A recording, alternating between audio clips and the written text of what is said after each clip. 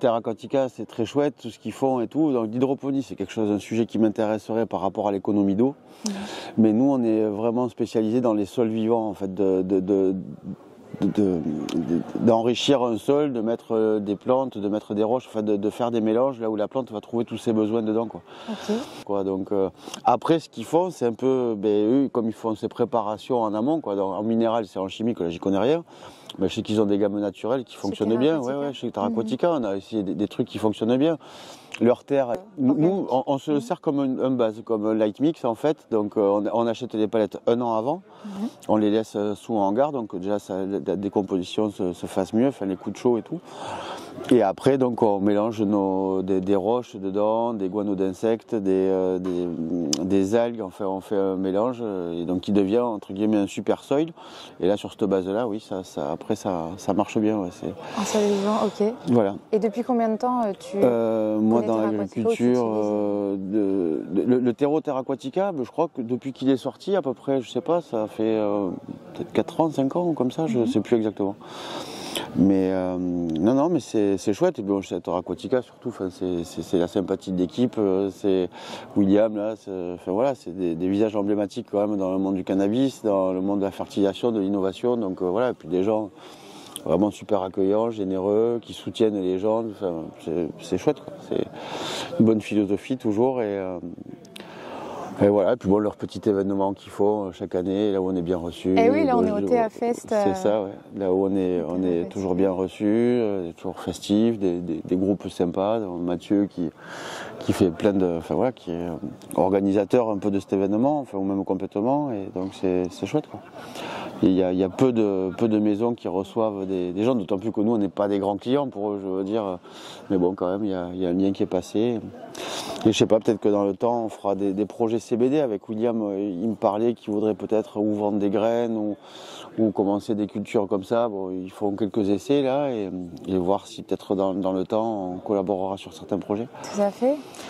Et d'ailleurs, parle-nous un peu de ton entreprise. Mon entreprise, nous, on est producteurs de graines.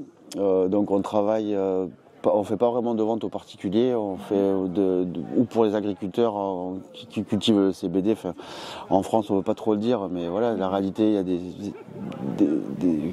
des graines enregistrées au catalogue européen, mais qui sont pas de bonne qualité, quoi. Qui germent mal, les taux de CBD sont pas bons, il y a beaucoup d'hermaphrodites, donc enfin voilà, des gens se débrouillent d'avoir leurs étiquettes, mais de cultiver d'autres semences. Donc c'est un peu, pas une lutte contre l'hypocrisie sociale, mais bon voilà, pour être compétitif avec la Suisse et compagnie, les gens ils sont obligés de passer par là. Donc c'est un peu dommage parce que voilà, il y a beaucoup de gens comme nous qui font des graines de bonne qualité, qui sont pas mis en avant parce qu'il faut des licences, parce qu'il faut des enregistrements et c'est compliqué, on perd la main sur nos génétiques. Enfin c'est long comme process et voilà, donc les gens font comme ils peuvent pour rester sur le marché, quoi. Donc voilà. Mais nous en fait on produit des graines de THC, on produit des graines de CBD. On est producteurs grossistes. Donc nous c'est des banques de graines qui sont établies, qui nous font des commandes et donc on leur produit leurs graines en fonction de leurs besoins. Nous on a des lignes à nous aussi qu'on leur vend. Mais on nous demande une question, je veux dire, un truc qui vient White Widow par exemple. Ils en veulent 200 000, 300 000, 1 million, on leur produit, et puis, voilà. Puis après ils se les empaquettent, ils les vendent, ils font ce qu'ils veulent avec. Nous, la vente publique, le contact public, c'est pas trop notre fort, quoi. Nous, on est producteurs. Ça, et puis bon, avec Christina, le projet Empathie maintenant, donc, qui est pour, comme on vous a expliqué, de faire du papier à base de chanvre en essayant de déplacer le moins possible les matières. Donc, notre fibre principale, on la produit au Portugal. On va peut-être en faire produire un peu en France. Bon, on a des bons accords avec une grosse société portugaise qui s'appelle Cagnamor, qui font des blocs de chanvre, là où Flavien, mon frère Dame est consultant là-bas. Enfin, on s'aide un petit peu mutuellement. Et donc ça serait de faire arriver cette fibre en Espagne, la faire transformer par des sociétés jusqu'à arriver à du papier de plusieurs grammages pour arriver à faire des cartes de visite, du packaging, du papier à imprimante.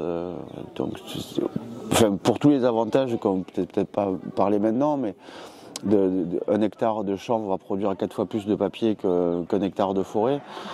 On peut le replanter chaque année, quasiment, bon, en respectant des rotations de culture, parce que les monocultures, c'est jamais très bon, mais disons que voilà, on n'a pas besoin de couper des arbres pour faire du papier de meilleure qualité, donc qui tient mieux dans le temps, qui jaunit pas. Enfin, effectivement, on l'a vu sur une autre vidéo, on a vu le rendu qui était très sympa. Très ouais. Et même pour les impressions de papier photo, apparemment, le papier de chanvre serait nettement meilleur par rapport au rendu, au contraste et compagnie.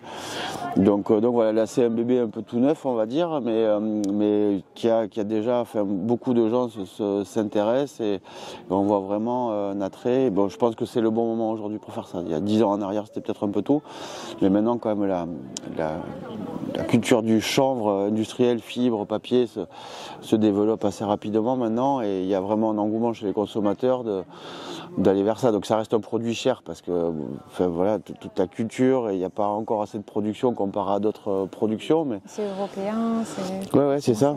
Mais donc voilà, on diminue beaucoup d'impacts environnementaux. Et puis bon, le chanvre, c'est pas une culture très compliquée, qui demande très peu de pesticides, qui demande... Enfin voilà, c'est pas une plante qui tombe malade facilement. Si elle est bien soignée, si son sol est sain, il n'y a pas de... enfin voilà, pas d'intrants qui sont néfastes aux écosystèmes locaux. Okay. Donc voilà, ça tout se lie entre la production de graines comme ça et voilà, en gros. Merci beaucoup. Avec plaisir. Merci beaucoup d'avoir été là avec nous et puis on mettra les liens en commentaire vers les deux sites dont on a parlé. Voilà. Parfait. Merci beaucoup. Merci. Merci.